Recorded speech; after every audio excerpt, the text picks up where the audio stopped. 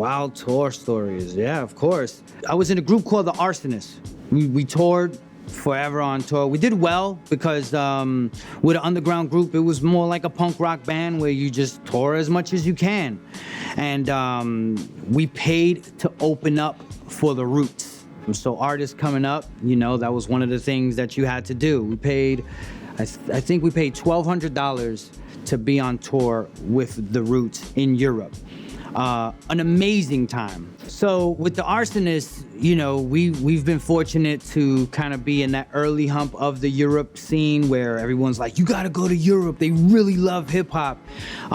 So we'd bring Rocksteady Crew out with us. We'd do graffiti out there. I've been arrested out there.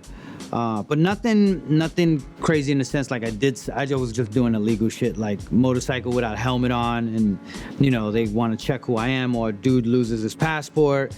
And then there's some stories I can't really say because, you know, dudes are in their comfortable situations now. But yeah, you know, there's stealing stuff from the hotels, you know, just to kind of get through the day because I kind of came up. As a kid, I was the guy, you know, people wore polo, right? And I used to go to Macy's and I used to steal polo. So what was happening was that I was inspired by that as well, but where I see people with polo, because it was the thing to wear, as you know, may know some stories about the lowlives and stuff like that. But then I realized from the high I was getting from boosting, I was a boosting. I would boost anything. If you told me, yo, I like that bag, I'd boost it just because I could. I was that guy. It was a moment where I wasn't getting caught, and I realized I was influencing, the same way I was influenced, other young kids who didn't have the money to be able to afford polo to attain it in whatever way they could attain it. It's either getting a bunch of bread and buying this sweater that's a lot of bread, or stealing it the way I was doing. I just, you know, the polo, man, I had to stop boosting it, and I had to really take the fact that I was from an era that we were cool because we were just legit cool, not because we had the cool belt or the, you know, the cool brand. There wasn't really, the sneakerhead scene wasn't happening yet. You were just a cool dude because you knew something, you know, or, you know, you was just on the edge of whatever that was, that new song that was hard to find. You had it on cassette from listening to Stretch and Bob. That was cool to me. So it wasn't, I started separating my outfit and also the risk and influencing, you know, broke kids to want to do what I was doing. So it was easy to do anywhere outside of New York and in New York. So I never got caught overseas for boosting. And what I would boost would be like legit food.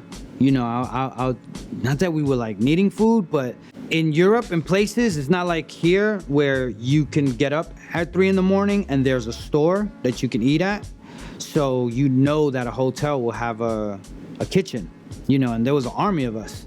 So we'd go into the kitchens or, you know, and then just take food, which is, you know, is more chill. But sometimes you'll go to a store that will have something, and it was so easy, man. I took Transformer toys, you know, that I still have because I'm I love Transformers, Simpsons, all that sort of stuff. But yeah, I'm really happy that I've kind of got to a situation where I realized I was doing something wrong and I was influencing a kind of lifestyle or a kind of sensibility that I wasn't a fan of as I grew up. So I had to chill out. So I had an ex-girl who was the one who kind of introduced me to the boosting lifestyle, because she had polo, she had Tommy Hilfiger, and I was like, I gotta keep up with my shorty. So we went to Tower Records. And this is back when everybody had the Army fatigue, Illmatic looking jackets, you know? And she had it as well, and you'd go into Tower Records with the long sleeves, and they were wide, long sleeves. You'll take a cassette. A cassette fits better than a CD. So you just take it, and what I'm doing here is I'm making them go up, right? So you'd have an arm of cassettes. And then the one thing that you would purchase is the Source magazine, you know? So then you'll go ride the train the whole day, reading the Source, reading the credits on these covers, and that's it. You was straight. You was good for like a good week. You know, you just veg out on hip hop. But my ex-girl had gotten caught. Bro, they threw me against the wall. They didn't want to do it to her because she was a female. They were like if I raised her, I was like, I ain't got nothing to do with this chick and how she's doing. She showed me how to boost. I had to like, nah, you gotta call her family, man. I'm not her family. I was a young kid too, so that was the only time that I got caught and arrested for doing graffiti. That's what I got caught for doing. In the village, the cops followed me in an unmarked car, and they followed me till I made damage that reached the amount that they could arrest me on, so I was writing D-Stroy everywhere for a long time. And then it was just to a point like my boy Freestyle was like, yo D, turn around. And I turned around, a van opened up, they all surrounded me, and I was like, I just did like a big D. And that was it. I got arrested, and I fell asleep in the jail. The guy across from me ended up getting sliced up, and I was like, why am I falling asleep? But that was it. I went, had to do court, all that stuff, but that was it. That was the closest I got to being a criminal in that sense. What was funny was that the precinct that I went to had a black book with legends doing pieces. So that means that they caught all these guys, and they said, here, do your thing on the book. And I was going through it, and I was like, I am nowhere as nice as any of these dudes. So I'm joking. So Ket, legendary artist as well, he was, I told him the story. He was like, that's what made me want to do it more. And I was like, that's the shit that scared me, because I was also doing the rap. I was also doing hip hop as an MC, and that was really cool. I was traveling already at that moment. So doing this was just like getting that energy out, let me tag, because that's what we know how to do. But nothing drastic happened out of that. I did like community service on New Year's Day, which sucked. But that was it. That was really it.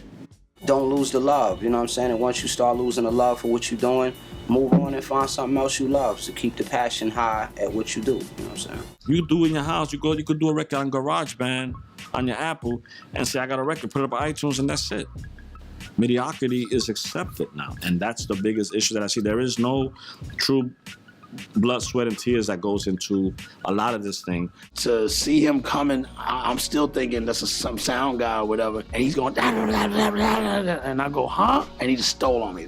Pop and clocked me like right around here. Like he got me good. Because my brother wouldn't rush to come back home because he knew I couldn't use the turntable. So he would stay away all day.